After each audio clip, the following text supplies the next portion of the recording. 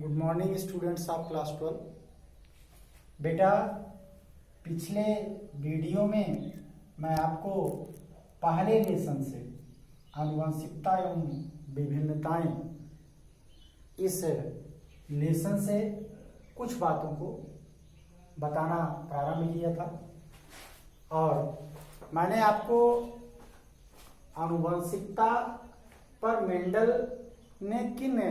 Mendel के नियमों में किन शब्दावलियों का प्रयोग होता है उनके विषय में बताना भी प्रारंभ किया था और कुछ बातों को, उन शब्दावलियों को, उन टर्म को बताया भी था। आज जो शब्दावलियां छूटी थी पिछली वीडियो में, आज उन्हीं शब्दावलियों का प्रयोग हम आपको यहाँ किस तरीके से करते हैं उसको समझाने की कोशिश करेंगे, जिसको आप एक एक कर करके बारी बारी से सुनते चलिए। जैसे पहली बात आती है संकर, जिसको आप इंग्लिश में हाइब्रिड बोलते हैं। यह हाइब्रिड कहने का अर्थ होता है एक ऐसी संतान जिसमें दो पितरों के लक्षण उपस्थित हो। जैसे मान लीजिए आप एक पौधा लंबा है, दूसरा पौधा बौना है, तो इस तरीके से इनके मध्य में जो संतान आएगी वो संतान जो होगी उसे आप कैपिटल टी स्मॉल टी के रूप में लिखते हैं। फिलहाल ये दिखता तो लंबा है, अर्थात इसका फिनोटाइप लंबा है, लेकिन इसके जीनोटाइप को अगर हम देखेंगे तो इसमें जो कैरेक्टर हैं दोनों लक्षणों के कैरेक्टर विद्यमान हैं, इसलिए यह होमोजाइगस कंडीशन में न होकर के हेटेरोजाइगस कंडीशन में है, विषम युग्मकी दशा में है। इसी स्थिति को हम क्या कहते हैं? संकर कहते हैं। अर्थात संकर वह संतान होती है जिसमें दोनों शुद्ध जनकों के लक्षण आए रहते हैं। ऐसी संतान क्या कहलाती है? संकर संतान कहलाती है। आप अगले शब्द के रूप में प्रयुक्त होने वाला शब्द जो है वो संकरण है, जिसे आप हाइब्रिडाइजेशन के नाम से जानते हैं। संकरण कहने का अर्थ होता है जब दो जनकों के मध्य क्रॉस कराया जाता है। जब दो जनकों के मध्य आप क्रॉस कराते हैं, इन दो जनक जो कि अलग अलग तुलनात्मक लक्षण वाले होते हैं। मान लीजिए आपने एक लाल फूल के लिए लिया और एक सफेद फूल के लिए लिया, तो ऐसी स्थिति में आपने इनके मध्य में जो क्रॉस कराया, तो ये क्रॉस कराने की प्रक्रिया क्या कहलाती है? संकरण कहलाती है, जिसे आप क्या बोलते हैं? हाइब्रिडाइजेशन के नाम से जानते हैं, या आप इसे संकरण कह सकते हैं हिंदी में। फिर से आप सुनेंगे, दो जनक जो अलग अलग लक्षण वाले हैं। मान लीजिए एक ऐसा पौधा है जिसके फूलों का रंग क्या है? लाल है, जिसको आपने कैपिटल आर के रूप में लिया है, और एक ऐसा पौधा है जिसके फूलों का रंग क्या है? व्हाइट कलर का है, सफेद रंग है, इसको आपने क्या किया है? स्मॉल आर लिया है। इनके मध्य में जो क्रॉस कराते हैं, अर्थात एक इसमें मेल होगा एक फीमेल होगा, इसके परागकण को यहाँ तक पहुंचाने की क्रिया को, अर्थात इनके मध्य में जो क्रॉस किया जा रहा है, यह चीज जो हो रही है, यही प्रक्रिया, यही प्रोसेस क्या कहलाती है? संकरण कहलाती है, हाइब्रिडाइजेशन कहलाती है। बेटा, तीसरे शब्द के रूप में हम जो वर्ड यूज कर रहे हैं उसे एलील या एलीलोमार्फ कह रहे हैं। आप एलील व एलीलोमार्फ, बेटा आपको यही एक बात और भी बता दें, इन शब्दों को बोर्ड की परीक्षा में कभी कभी पूछ भी लिया जाता है, इसलिए इन शब्दों को आप परिभाषा सहित याद करेंगे। इस तरीके से आपका तीसरा वर्ड जो आ रहा है एलील व एलीलोमार्फ। एलील कहने का अर्थ होता है तुलनात्मक लक्षणों वाले जीन जोड़ी को एलील कहते हैं। तुलनात्मक लक्षणों वाले जीन जोड़ी को आप क्या कहते हैं, एलील कहते हैं। ये गुणसूत्र के एक ही लोकस पर स्थित होते हैं। यह एलील जो होते हैं गुणसूत्र के एक ही लोकस पर स्थित होते हैं। आप कह सकते हैं जैसे पुष्प के रंग के लिए बैंगनी और सफेद, बीज के आकार के लिए गोल और झुर्रीदार, लंबाई के लिए आप क्या कह सकते हैं, लंबा और बौना। यह लक्षण जो हैं एलील से रिलेटेड हैं। एक बार आप एलील की परिभाषा फिर से सुनिए। तुलनात्मक लक्षणों वाले जीन जोड़े को क्या कहते हैं, एलील कहते हैं। और ये गुणसूत्र के एक ही स्थल पर या एक ही लोकस पर स्थित होते हैं। अगर हम बात करें पुष्प के रंग के लिए, तो पुष्प का रंग जो है वो बैंगनी हो सकता है, लाल हो सकता है, सफेद हो सकता है। तो ये एक दूसरे के एलील हैं। वहीं अगर बीज के आकार की बात करें तो गोल और झुर्रीदार भी हो सकता है।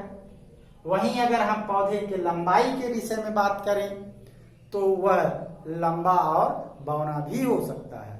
तो ये बातें आपके एलील से संबंधित हुई। फिर नेक्स्ट टर्म के रूप में जो आपकी बात आ रही है वह समयुग्मजीव, होमोजाइगस कंडीशन है। यहां आप लिख सकते हैं होमोजाइगस।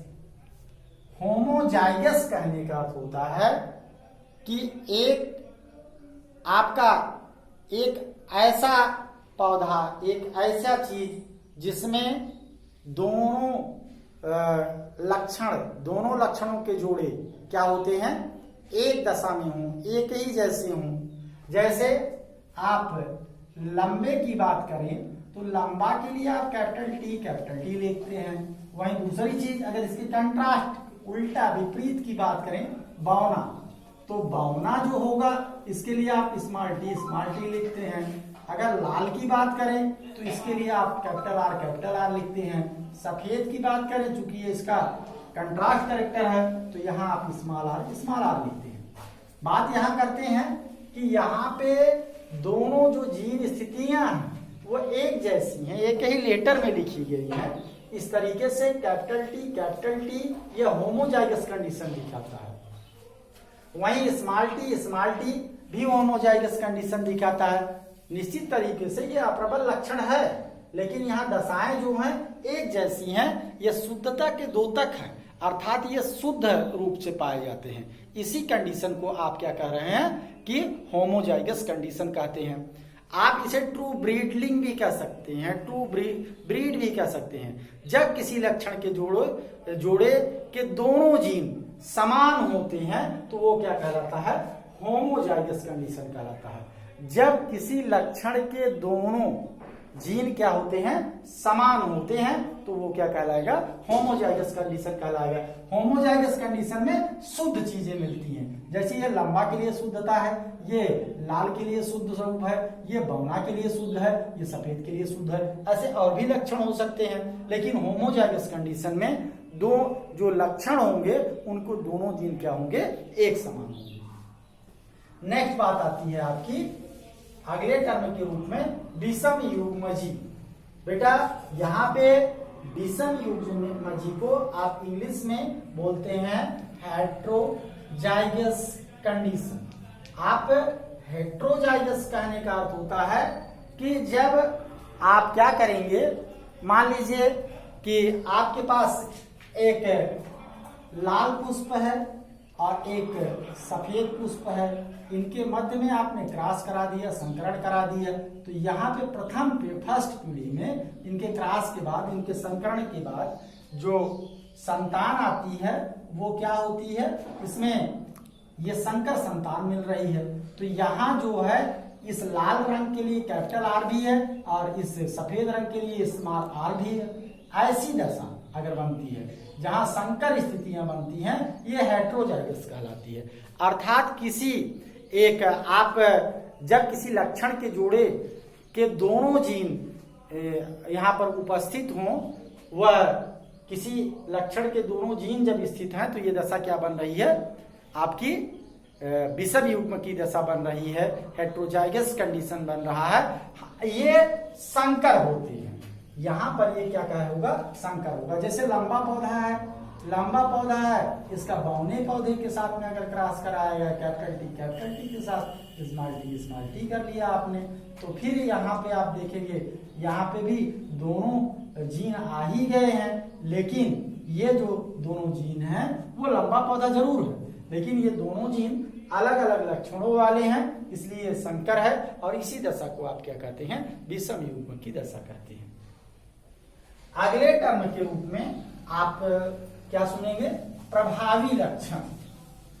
अगले टर्म के रूप में आपका प्रभावी लक्षण है, जिसे आप डोमिनेंट कैरेक्टर के नाम से जानते हैं। बेटा प्रभावी लक्षण कहने का अर्थ होता है, डोमिनेंट कैरेक्टर कहने का अर्थ होता है जब दो तुलनात्मक लक्षणों वाले पौधों के मध्य, जीवों के मध्य में संकरण कराया जाता है। फिर से आप सुनने की कोशिश करेंगे, जब दो तुलनात्मक लक्षणों वाले जीवों में या पौधों में आपस में संकरण कराया जाता है, तो प्रथम पीढ़ी में आने वाली संतान में जो लक्षण दर्श होता है, जो लक्षण दिखता है, जो लक्षण एक्सप्रेस होता है, वही लक्षण क्या कहलाता है, प्रभावी लक्षण कहलाता है। हमने क्या किया कि एक लंबा पौधा लिया, आप एक सहज सा एग्जाम्पल लेते हैं, एक लंबा पौधा और एक तरफ दूसरी तरफ एक बौना पौधा लिया।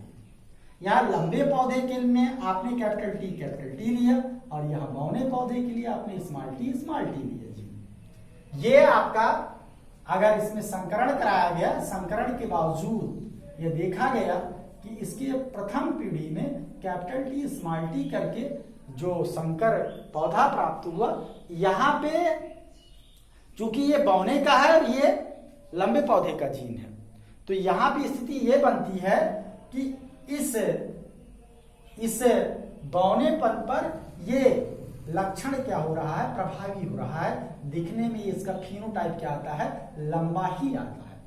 अर्थात ये प्रभाविता है, ये प्रभावी नियम, प्रभावी लक्षण है, क्योंकि इस बौने लक्षण पर ये लंबा लक्षण क्या कर रहा है, अपने आप को डोमिनेंट शो कर रहा है, अपने आप को प्रभावी दिखा रहा है। तो आप कह सकते हैं कि जब दो अलग अलग कैरेक्टर वाले पौधों के मध्य में, दो अलग अलग लक्षणों वाले जीवों के मध्य में संकरण कराया जाता है, तो पहली पीढ़ी में जो लक्षण एक्सप्रेस होता है, दिखता है, आता है, वो लक्षण ही क्या कहलाता है, प्रबल लक्षण कहलाता है। दूसरी भी बात आपकी आती है जो वो आपका अप्रभावी लक्षण कहलाता है। बस इसी का उल्टा आप करेंगे कि प्रथम पीढ़ी में वह लक्षण जो दिखाई नहीं देता है, वो लक्षण क्या कहलाता है, अप्रभावी लक्षण कहलाता है। आप दूसरी तरफ ये भी कह सकते हैं, वह लक्षण जो प्रभावी लक्षण के द्वारा दबा दिया गया है, वह अप्रबल लक्षण है। जैसे यहाँ कैपिटल टी ने क्या किया, स्मॉल टी के लक्षण को दबा दिया, अर्थात लंबेपन ने बौनेपन के दबा दिया। इसलिए आप कहेंगे कि यहाँ पे ये स्मॉल टी का लक्षण एक्सप्रेस नहीं हो पा रहा है, सप्रेस हो जा रहा है, इसलिए ये कैसा लक्षण है, अप्रभावी लक्षण। बेटा नेक्स्ट टर्म के रूप में आप जो पढ़ेंगे, प्रथम पुत्री पीढ़ी, first generation, first daughter generation या F1 पीढ़ी, इसको शॉर्ट में आप क्या बोलते हैं, F1 पीढ़ी। तो F1 पीढ़ी कहने का अर्थ होता है कि जब दो जीवों के मध्य में संकरण कराते हैं, आपका F1 पीढ़ी कहने का मध्य है, दो जनकों के मध्य में हम संकरण कराएंगे, तो उसके फलस्वरूप जो पहली पीढ़ी बनती है वही F1 पीढ़ी कहलाती है। जैसे दो जनक क्या है, आपने एक लाल रंग के लिए फूल के पौधे को लिया, एक सफेद रंग के फूल के पौधे को ले लिया, लाल के लिए आपने कैपिटल आर ले लिया, वही दूसरी तरफ आपने स्मॉल आर ले लिया। फिर आप देखेंगे कि ये एक कैपिटल आर, यहाँ एक सिंगल स्मॉल आर आ गया, यहाँ पे आपने, ये आपकी पहली संतान हुई, इन दोनों जनकों के मध्य की ये पहली संतान है। तो इसी पहली संतान को आप F1 पीढ़ी के रूप में मानते हैं या जानते हैं। यह आपका क्या कहलाएगा, प्रथम पुत्रीय पीढ़ी के नाम से जाने जाएंगे। क्योंकि ये जनक हैं, ये पेरेंट्स हैं और इनकी ये संतान है, तो पहली संतान क्या कहलाई? F1 पीढ़ी की संतान कहलाई।